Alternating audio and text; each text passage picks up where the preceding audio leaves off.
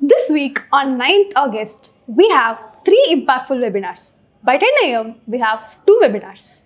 Master Wealth Milestone, how to turn financial goals into reality, and Refunding Risk for the Indian HNA, beyond traditional portfolios. Following by 11 a.m., we have NRI Insurance Blueprint, cross-border protection for global Indians. Link given in description. Click the link and join our webinars. I'm going to talk to you on the topic dealing with ESOPs. Employee stock options are a very important way in which companies reward employees. Today, even global companies are rewarding their employees in India with ESOPs. The startup ecosystem is another place where ESOPs are a regular part of compensation. So, going forward, ESOPs will remain a very significant part of employee compensation. And if you are in companies which are having exciting growth phases and paths, you will be better off by getting a part of that growth. And the best way to participate in that is through the ESOP route. Companies which are global in India are also doing this. Amazon is a very important example of a company which gives ESOPs. Several other companies are doing this. Smaller startups are also using the ESOP route to give employees a part of their compensation as shares.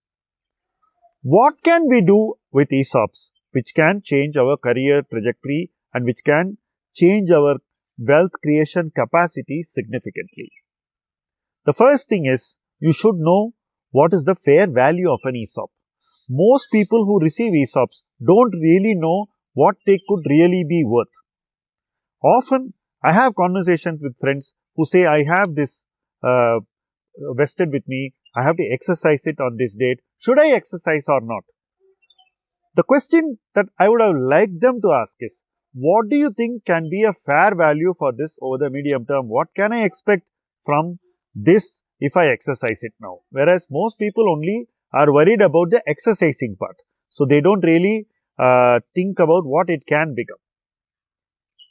When you have to take only money out of your ESOP, there are some ESOPs which only give you money when you use them. That money has to be grown. So, that becomes a separate responsibility. But when they give you shares which you can actually keep in your demat account and own it for a longer period of time, in that case, you need to know the value of the shares. In both cases, you should know how you can optimize the potential of what you have got, because this is a very important part of your compensation, and you need to get the maximum value out of it, and you need to ensure that you also manage the risks involved. Most people think there are no risks involved. There are definitely ample risks involved in getting ESOPs because of the following reasons. First, for many people, the ESOP could become a very high part of their overall liquid wealth. That is one problem. Then, what happens to the ESOP can have a very significant bearing on how much wealth you are going to create out of your career. So, you need to do two things. First, you must manage the risks associated with owning the ESOP. You should always ensure that your ESOP is not going to completely determine the outcome of your wealth creation through financial savings. So, you need to have a risk management for ESOPs, and you need to actually diversify. You need to create other assets within your financial wealth.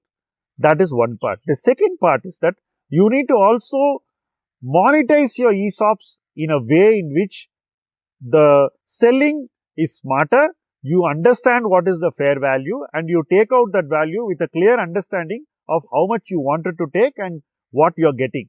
It should not be just a blind sale of your ESOPs. You should sell your shares knowing that you are getting this value out of it and that you have a better reason to sell it than just selling it, right? So, you should know why you are doing that.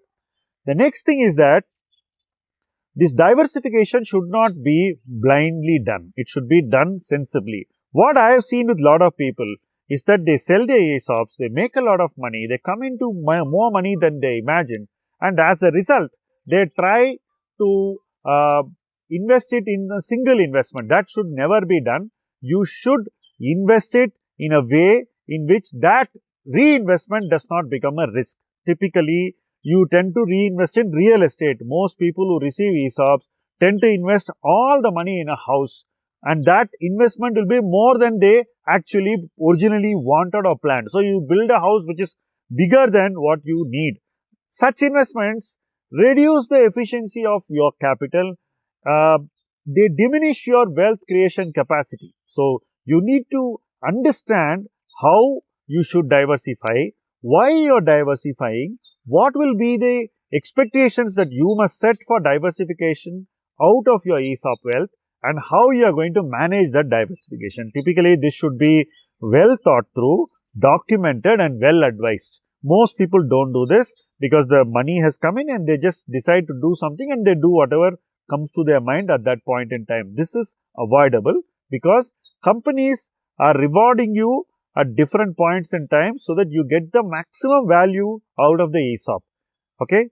When you get a maximum value out of your ESOP, you are also going to be culturally more attached to the company. You are going to be more inclined to stay longer with that company, and you are also likely to take better value out of the future ESOPs. So, how you move wealth from ESOP to other financial assets or other asset classes is something which should be well documented, planned and executed. Importantly, it should be periodically reviewed, and you should know how those decisions are going so that further decisions can be taken sensibly with proper foresight and with good planning. So, you should not allow this ESOP wealth to be managed in an impulsive way or in an emotional way. There should be a strong, rational approach that you are going to bring to your ESOP wealth and how you are going to transform the ESOP wealth into lasting personal wealth. That in essence is the challenge before every person who is receiving an ESOP. Those who sell should know what they want out of that sale and how they are going to benefit from it. So, it calls for planning, it calls for execution, it calls for review, and it calls for course correction wherever necessary. So, receiving the ESOP from a company is a very small part. Translating that asset into lasting wealth is a bigger responsibility for every one of you. It's hard won, and it's a reward for your hard work in a company and your association with a very, very growth oriented company, and you should ensure that growth culture comes into your life in your wealth creation.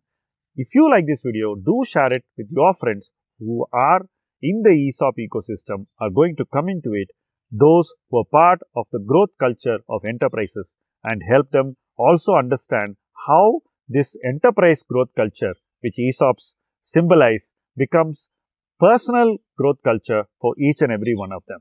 Thank you for watching this video.